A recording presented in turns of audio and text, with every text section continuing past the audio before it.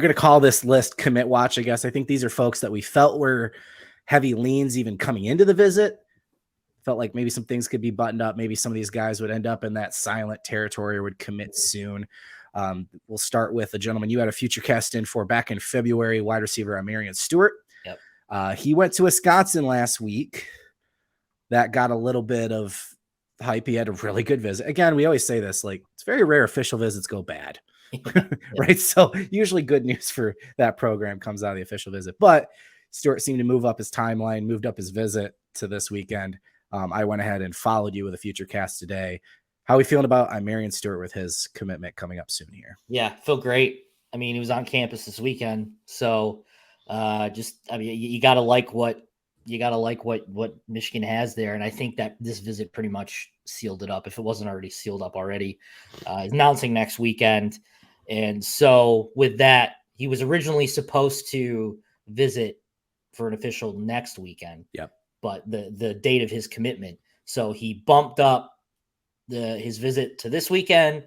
And now we're fully, thinking of him as the silent commitment type until he makes his announcement public on Saturday. So, I feel really good about Stewart, heading into this week.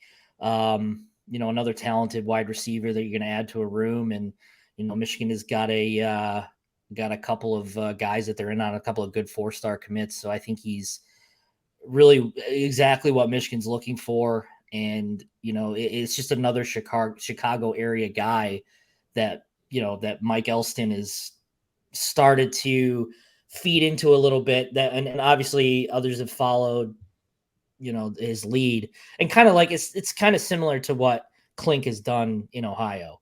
He's established the roots and everyone else has kind of added the nutrients, so to speak, in my non-professional plant experiencing. I don't know. That was a weird analogy. Yeah, what? Whatever. Hey, it works. Okay. I made it work. So it's been a long day, folks. It really has. It really has. It's been a very long day, very long weekend. But yeah, I mean, I digress.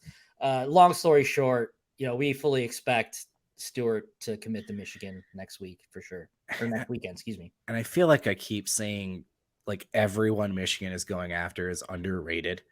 But again, when you talk about some of these offers Stewart has, and you think about receivers, Penn State, Tennessee, Georgia, right? Georgia just recently offered. Like, Stewart's a really good all-around receiver, really good. I love his fit, and he's probably I'm with you. We think he's gonna drop, and he'll be one of likely what's gonna end up being 4 wide receiver commits in this class. We talked about Mr. Wafel, and I said another interior guy, someone you've been on back in May. I feel like I'm gonna butcher this. Is it David Pale? Yeah, that sounds right. Look at me go. I figured spelling is just pale, easy enough. Yeah. But anyway, he's another guy. Again, I feel like I'm going to talk about him being underrated, but you watch the film, you learn a little bit more about him. He is the cousin of a very popular folks here in Michigan, the tackle at the Detroit Lions, Penei Sewell. But yeah, he was at Penn State last week. He was here this weekend. You already had a future cast in. I joined you as well today.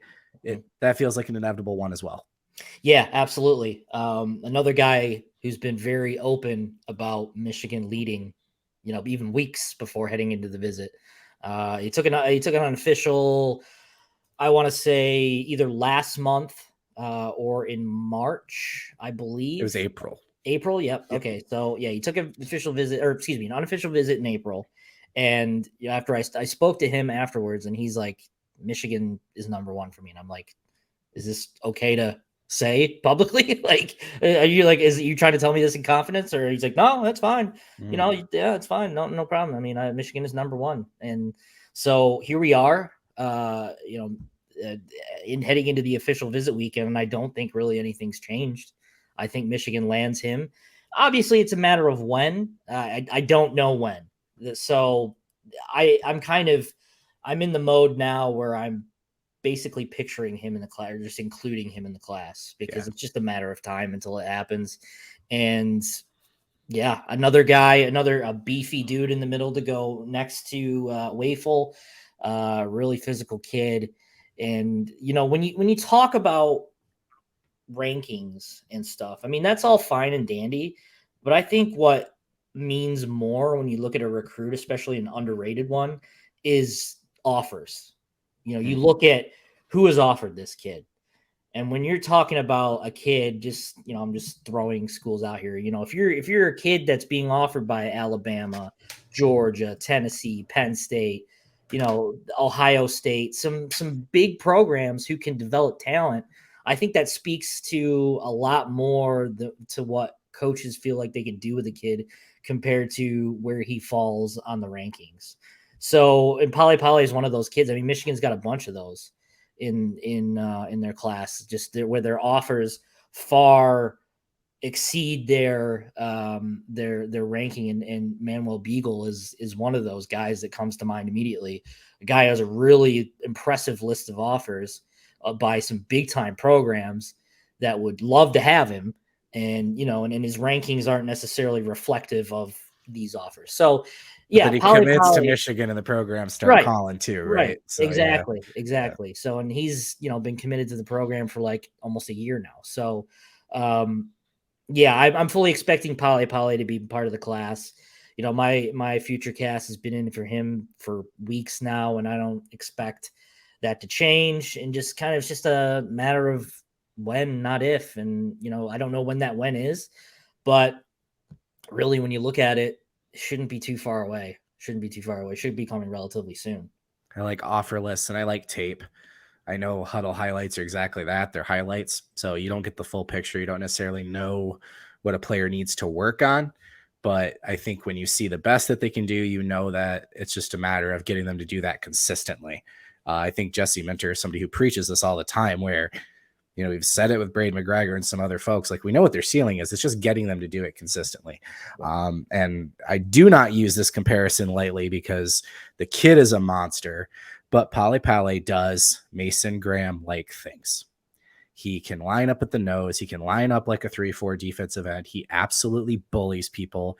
He is way faster than a big dude should be, right? He's that kind of lineman. Again, we were talking about Mason Graham last night, and that dude should have been a 5-star top 15 recruit. That's a whole nother story. So I'm not saying, Absolutely. not setting that progression that's where they are, but just when you watch his tape and like the kind of things he can do, that's what you see with him. It's just a matter, again, of him doing it consistently. So yeah, once he drops, you love the pairing of him and Wafel there. A guy that, man, we're talking about the low ranking and the underrated, then what about the offer list?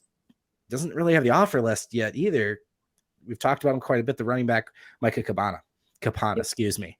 He plays out at Powerhouse Bishop Gorman in Las Vegas, originally from Hawaii. He's taking visits to Oklahoma State, Hawaii. He's going to Washington State next. Nebraska has not been out at the camps much. Not a lot is known about him. We've talked about his numbers and how insane they are. Only 70 carries, but for 1,001 yards. We felt like Michigan was probably in a good spot for him. We've talked about the dynamic with him and Taylor Tatum, if there was any, if they were related any, etc. How do we feel about him and running back recruiting, I guess, in general, now that Micah Capana has been to Ann Arbor? Yeah, and so I wanted to bring up John's question here on the screen because this is exactly what we're going to talk about right now. Yeah. As Capana leaves the Real quick, Josh, we also have audio. So if you want to read that comment oh, for the sure, that's folks right. that aren't watching. That's a good point. Thank you. This just means you got to come to our live streams. But yes, Yeah, for those of you listening on Spotify, we stream live every Sunday at 6:00 on the YouTube channel. Search Maize and Blue Review. Thank you. yes, and I apologize to your audio listeners for ignoring you, but I will read this right now. John says, "Are we giving up the chance to host Taylor Tatum on the 23rd? Capana visited this weekend." Yes. So this is an interesting one. This is a bit of an interesting situation here. Things have moved quickly, rather quickly. I don't think it's very interesting. I do think Capana is the running back 2 in this class. I am fully convinced after this weekend he's going to be part of this class. So how does that impact Taylor Tatum? I don't know. I don't think Michigan is going 3 running backs. I don't think so. So, you would have to, think, okay, so you take you take Capana's commitment, and that, likely means that, Tatum is going to go elsewhere. And so after all the things we've heard, where Michigan is definitely in contention, and the funny thing is we've heard Michigan is in contention with about 4 other different schools, being Michigan 1A and 1B with the other school. They're pretty much always in second place. Whoever the Yep. first place team is for Tatum, that may change. Georgia, Oklahoma, USC. Yep. Michigan always gets mentioned in second, it seems like. Yeah. So, I mean, we still felt, our initial confidence in Tatum was well placed. And, I still think, if Capana wasn't in the picture, or even Jordan Marshall wasn't in the picture, I think, Michigan would have had a great shot. But after this, I think this USC visit kind of really changed the game in terms of his recruitment moving forward. And, I'm not going to say that he's absolutely going to USC, but now I do believe that Capana is going to be running back 2 in this class. And I think that's going to be it. And so does he take the visit? I'm not sure. I mean, I don't see why he would if they've had 2 running backs in the class already. They just tell him, thanks, but no thanks. It's just a very interesting situation. I guess it all depends on timing. When does Capana go public with his commitment to Michigan? When do they allow Tatum to visit first and then say, okay, Capana, you can come in? Or do they? I don't know. It's an interesting dynamic. And I think a lot of this doesn't really matter because they've got Jordan Marshall. This is a totally different thing. We're talking about without Jordan Marshall in the picture. I think Marshall committing first matters more than if Capana joined. Yes, right? 100%. Because I think they would go 3 for Tatum, or I think they would figure that out. I think we've learned that Marshall coming in first and that being Michigan's back has been something from the beginning, right? That's a piece of this.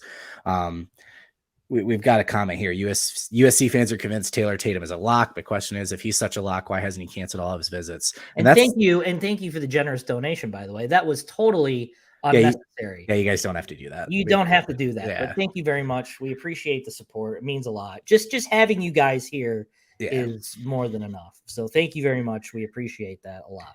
Thank you. I think, and you and I, a lot of our confidence had been, it kind of felt like the longer Tatum's process played out, if he did take all of his visits, we thought Michigan was going to be in a good spot. Tatum has a lot of boxes that he wants to check that are related to football, related to baseball, related to academics. And that's why we said, you know what, Michigan, if you're doing the Venn diagram of all these different programs, Michigan's there every time. So it feels like Michigan's in a leading spot. My thing with USC was always, again, talking to somebody in Texas I know, and someone connected to USC with a commit there, it didn't feel like USC was really going to be targeting Tatum in the way he wanted to be targeted. Yeah. And maybe that changed on this visit. I don't know. I still think, and I've been saying this too, if a Texas A&M or a Texas comes after him hard, I think he wants to stay down there if possible. It felt like if he couldn't stay south, he would make the move to Michigan, et cetera, et cetera. Just the more this goes on, we keep talking about how tight-knit this recruiting group is, this class is. And I think we talked to, I don't remember, was this on the last episode when I said, like, Jordan Marshall is your Blake Corum? Yeah, it was either last episode or the episode. Right. Like you've got your back, man. Yeah. From a leadership standpoint, from a do-it-all standpoint, like you've got Jordan Marshall. And I saw him in person, and he is a very, very similar body type to Corum, and he's got Corum's work ethic too. He plays a lot like, the similarities are kind of ridiculous. Yeah. So, yeah, I still want to see how everything plays out. I know you have taken your prediction off of Tatum. I more than likely will. Right now, he's still scheduled to take his visit to Michigan. Yeah. It's going to be a really interesting dynamic. Yeah. But we've turned this into a Tatum conversation. But just to be clear, I really like Capana. And I've said, if I put all 3 of their tape up, did not know recruiting rankings, Marshall clearly would be the highest ranked back in my opinion. And I think Capana and Tatum do things differently. Tatum is much more natural athlete. Capana can do a lot of things that are really impressive for a young guy in high school. I like them all. I think Capana fits in a very interesting way. And you've got Jordan Marshall at the top of it. You're happy. And you've got to trust Mike Hart at this point, man. Right. so, Yeah. so I mean, the question mark about Capana's rankings and offers, number one, you know it, where his rankings are going to boost, man. It's going to happen. He's going to play a lot more in the fall. He could potentially be a Michigan commit at that point. He's going to go up rankings, but he just makes a lot of sense, and it feels like that's where it's going. And I agree with you. I do think it's going to end up being 2 running backs, and Taylor Tatum will be playing somewhere else. Yeah, and it's so simple to say, but really this thing is going to come down to whether, Capana announces before Tatum's official visit or doesn't. That's the direction this thing is headed. If he announces before Tatum's visit, then there's a high likelihood that Tatum's visit is going to be canceled, and that's it. They're done with running backs. If it's not public by then maybe there is a little opening of the door to get in with Tatum. But again, I don't know if they would turn Capana away. I don't know. It is a very intriguing situation, and you got a guy in there who more than likely let his interest be known, and you want guys who want Michigan. Michigan isn't in a situation anymore where they have to chase guys. Especially this whole dynamic of the running back recruiting talk, it takes shape, and it doesn't matter now because you got Jordan Marshall. None of this, like I would say, I would be a little concerned if you're saying, hey, we want to take Capana over Tatum if that was the only running back you were going to take. For sure. But Marshall changes the game for you completely. He changes the game for you. So you've got a guy that you can kind of develop a little bit. I mean, he clearly needs some work, but again, stats speak for themselves. I mean, he's got like 70 carries for 1,000 yards. I mean, that's efficient. And he catches the ball. Yeah. And his high school program, Bishop Gorman, is no slouch program. This is Powerhouse. A national program that plays national high school teams. So, and he's going to be your star running back for that team. So it's just, it sounds so simple, but if Capana announces before Tatum's visit, then you can pretty much call it a done deal. It's over. But if he doesn't, then, we'll see about, we'll see what happens then. But right now, it's definitely trending towards Capana being the guy over Tatum. And, maybe that's changed a little bit, or maybe that was the plan the whole time. And, this was more positivity from Tatum's side than it was from Michigan's. But at the same time, I don't think you're settling. Not one bit. I don't think you're settling. No, I like to watch the highlights the first time I watch it through, just genuinely sit there and watch it. And I always joke, the way I know if it's good is if I laugh. Yeah. If a player does something so ridiculous, I'm laughing. And I laughed a lot the first time I watched his huddle highlights. The dude, he looks like he's pushing like the turbo button or something. Like his speed is crazy. So yeah, even if you want to frame Capana as a risk because of lower rankings and whatever, you want to frame him that way, you said it. I've got Jordan Marshall already. Okay, yeah. I'm going to take the risk. Mike Hart believes in the dude, right? The last one I've got in here, I had kind of in a lead category. Actually, I lied. There's 2, maybe 3. We'll see how. Again, this has been evolving throughout the day. But you put in a FutureCast prediction not long before we got on here for Elias Rudolph. Yep, he's an edge guy we thought had been trending well in Michigan's direction. He went to Pitt, and no laughing matter, Pitt has been doing a fantastic job. Yep. On the recruiting trail. He is going to head to Ohio State. He's down in Florida now, but he's going to head to Ohio State. There's some thought that maybe if they pushed hard, Ohio could keep him.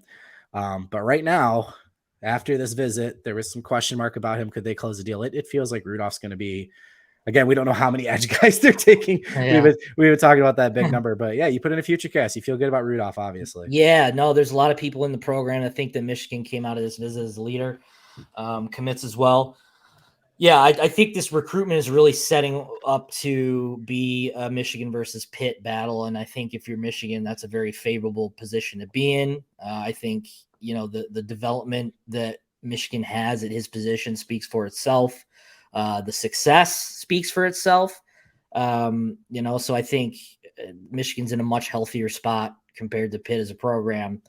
But just one of those situations where I feel good enough to place a prediction, but I don't know whether anything's going to happen anytime soon.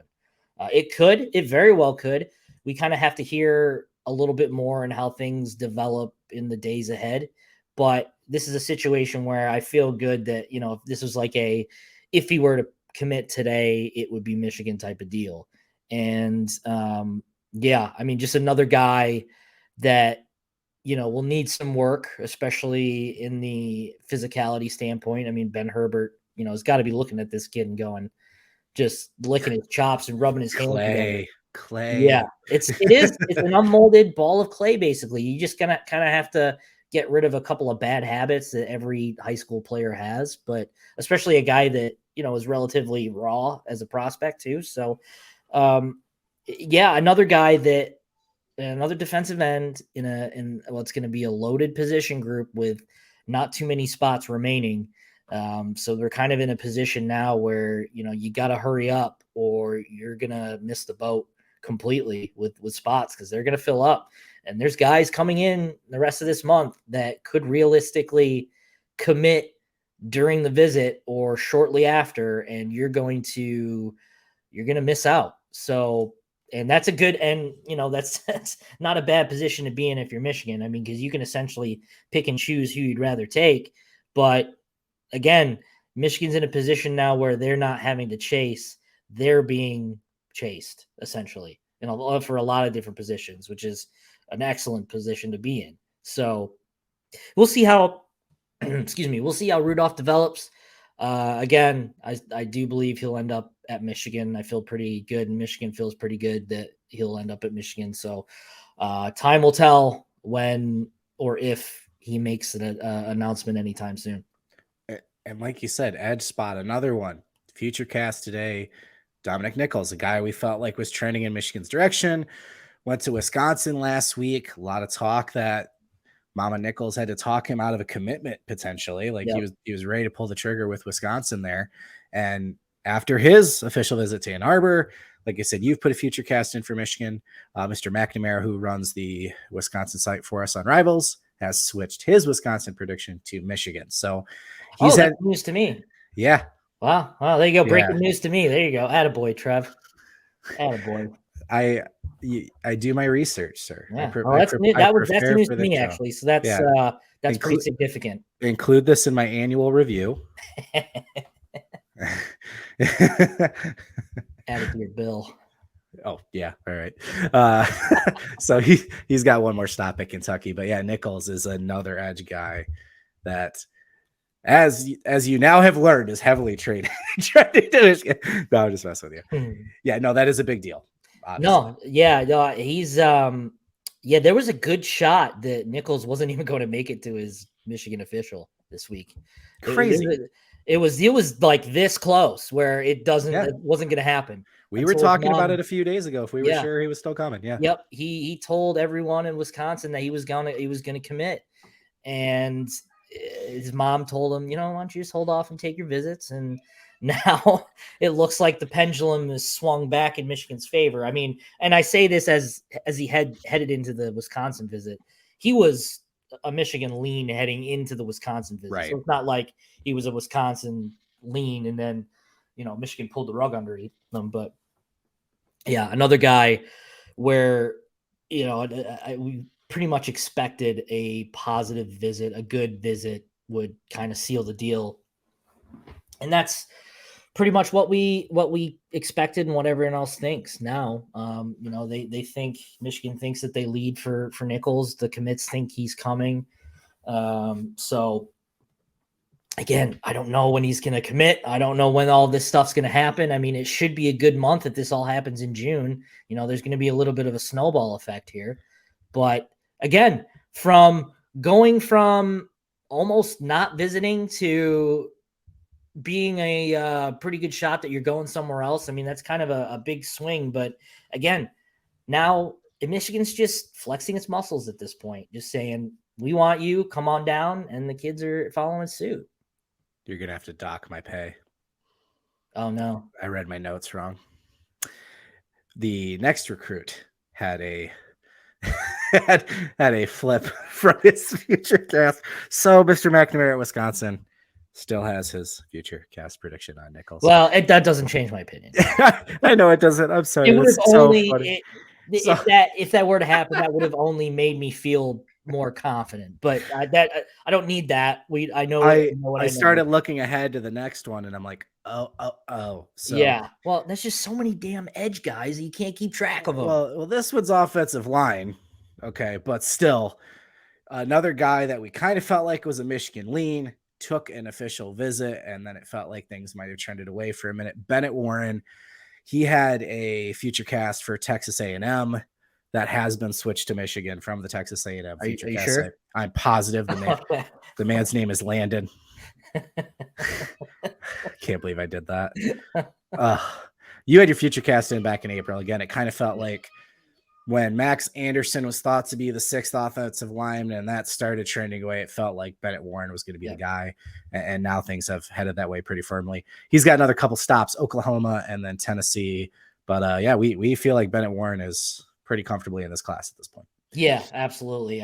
We felt pretty good when after his visit during the spring game that he was going to end up likely in the class. But yeah, especially with Max Anderson trending away, big time. He's not even visiting anymore.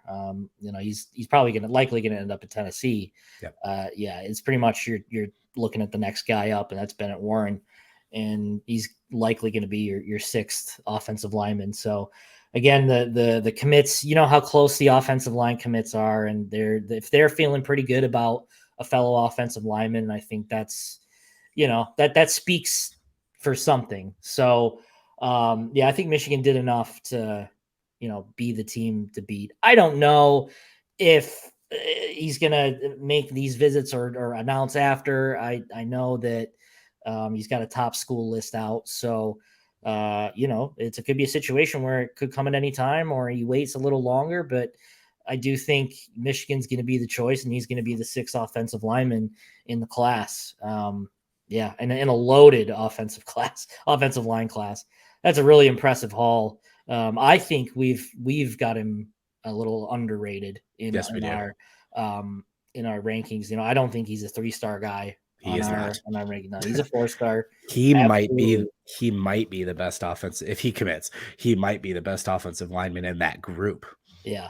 I mean, he has a giant dude. He's what, like he's a monster, 300 something. Yeah, and he moves really well. He's a monster. Yeah, right. Yeah. So we'll see. I mean, it could come at any time.